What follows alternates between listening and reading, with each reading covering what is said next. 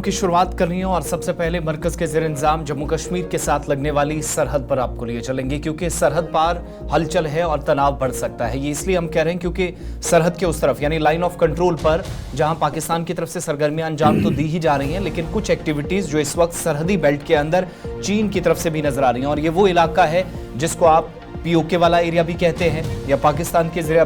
कब्जा जो इलाका है वो भी आप समझते हैं। और एलओसी पर इस बार जो किया जा रहा है वो कहा जा रहा है कि इस शुमाली बेल्ट के अंदर एक बार फिर से तनाव का सबब बन सकता है। दरअसल पाकिस्तान के साथ फौजी ताउन को चीन की जानिब से बढ़ाया गया है और इसमें पेशरफ्त ये हुई है कि लाइन ऑफ कंट्रोल पर दिफाई ताउन में मुसलसल इजाफा देखा जा रहा है। बंकरों की तामीर से लेकर जंगी फिजाई गाड़ियों को तैनात करना हो, ये एक तवील सिलसिला जो इस इलाके के अंदर देखा है। और इतलात हैं कि इस पूरे एरिया के अंदर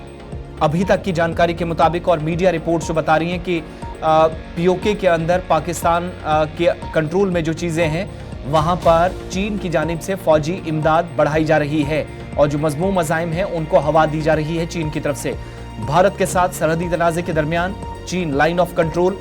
या लाइन ऑफ एक्चुअल कंट्रोल दोनों जगह सरगर्म नजर आ रहा, और ये पेशरफ्त लाइन ऑफ कंट्रोल के हवाले से है, जहां पर सरहद के उस तरफ मुजफ्फराबाद और दाएं बाएं के इलाकों में कहा जा रहा है कि स्टील बंकर बनाए जा रहे हैं और पाकिस्तानी फौज को बगैर पायलट के जो लड़ाका तैयारे हैं,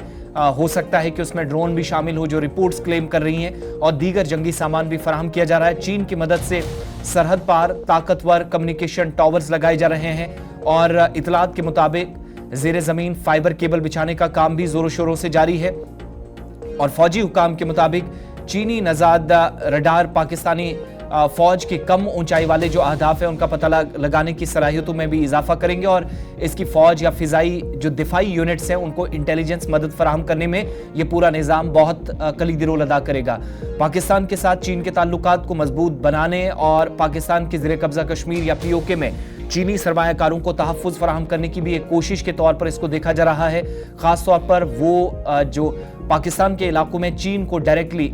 आप जानते हैं कि सी पैक के बाद काफ़ी ज़्यादा काम दिया गया है। चाइना पाक इकोनॉमिक कॉरिडोर जिसको आप कहते हैं, इक़्तिसादी राहदारी से मुतल्लिक मामला तो दोनों के हैं, लेकिन एलओसी के मुख्तलिफ मकामात पर चीन इस तरीके से काम करेगा, इस तरह की शायद बहुत कम तवक्को की जा रही थी। 155 mm होटस भी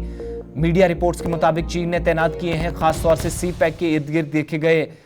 ये सारी सिस्टम को नाफिज करते हुए देखा गया है। और हुकाम के मुताबिक फॉरवर्ड पोस्टों पर चीनी फौज के किसी भी आला अफसर की मौजूदगी नहीं पाई गई है, लेकिन मुदाखलत करने वालों ने यह भी इंकशाफ किया है कि चीनी फौज और इंजीनियर्स ज़ेर ज़मीन बंकर समेत इंफ्रास्ट्रक्चर कायम कर रहे हैं। पीओके के वादी लीपा में भी सुरंगें बनाई जा रही हैं। मीडिया रिपोर्ट्स में यह दावा किया जा रहा है और यह भी ख्याल किया जा रहा है कि सुरंग शाहराह कराकरम से मुंसलिक हो जाएगी। अब कौन सी हाईवे? ये वो हाईवे है जो आप सब जानते हैं, जो पाकिस्तान और चीन के दरमियान इक़्तिसादी राहदारी का एक बड़ा और इम्पॉर्टेंट हिस्सा है। अगर इसमें कहीं पर भी ब्रेक लगता है तो लद्दाख के सर के ऊपर से जो तिजारत दोनों ममालिक के दरमियान होती है वो एक तरह से थम जाएगी। तो चीनी